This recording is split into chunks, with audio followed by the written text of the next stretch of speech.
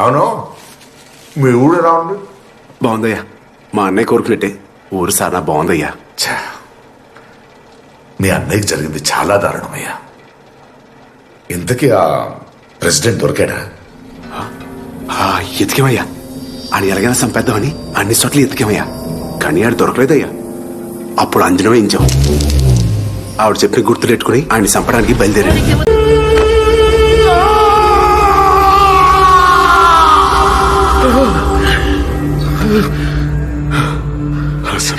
చంపేశావా?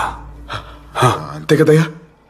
ఎర్రసీను, అబ్బుల్గాడు, వెంకట్రావు, ఆఖరికి నన్ను చూసుకుని రంగమత్త మొగుడిని, ఎంతమంది అమాయకుల్ని చంపేసినోడిని చంపేయడం న్యాయమే కదయ్యా. న్యాయమే, చంపాల్సిందే. కానీ కానీ మీరు మా అన్నయ్య చంపడం మాత్రం న్యాయం కాదయ్యా.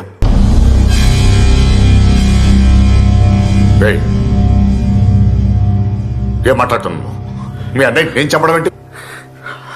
అదేనయ్యా, నాకు అర్థం కాలేదు. మీరు మా అన్నయ్యని చంపడా అని. మా అన్నయ్య చనిపోతూ ఏదో అన్నాడయ్యా.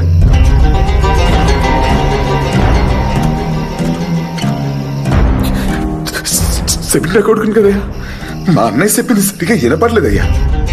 ఆయన నాకు వినపడదని ఎప్పుడు బాధపడలేదయ్యా.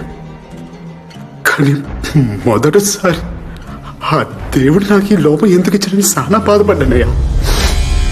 కానీ ఆ దేవుడే నాకు దారి చూపించాడయ్యా. వాళ్ళు ఎవరో ఆడుతూ పాడుతూ పాడిన పాట, అన్నయ్య ప్యానల్ పోతూ చెప్పిన మాట ఒకటేనయ్యా. శ్రీమన్నారాయణ, శ్రీమన్నారాయణ,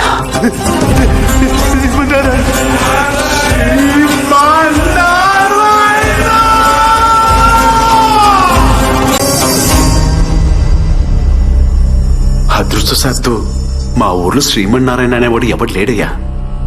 మేమందరం గంగాలమ్మ తల్లి బిడ్డలం కదయ్యా. కానీ ఆ పేరు ఎక్కడో విన్నానయ్యా.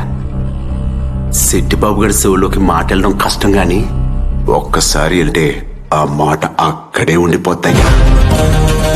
ఆ ఒక్కసారి ఆ మాట మీ నోటి నుంచే విన్నానయ్యా.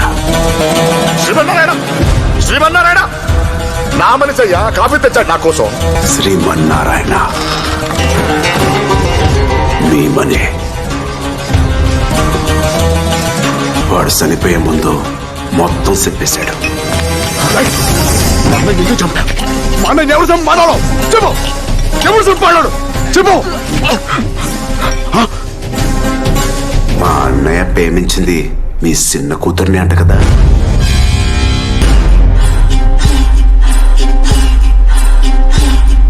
ప్రేమిస్తే చంపేస్తారా అయ్యా? శ్రీమన్నారాయణ,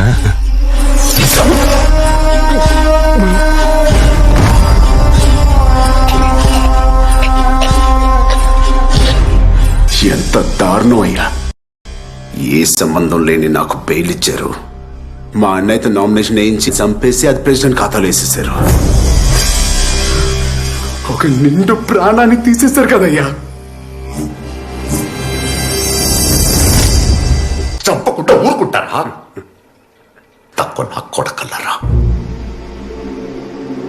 నా ఇంటి గడప తొక్కడానికి కూడా అర్హత లేనివాడు నా కూతురు పడగదిలోకి వచ్చేద్దామనుకున్నాడా మీ అన్నయ్య? మీరెంత, మీ బ్రతకెంత? ఇప్పుడు కరెక్ట్ గా మాడుతున్నారు సారు. ఇదయ్యా మీ అసలు రూపం. అవునరా, వినబడుతుందా చౌటు నా కొడక? నేను చెప్పానని తెలుసు కదా, ఎందుకు అప్పుడారా నన్ను?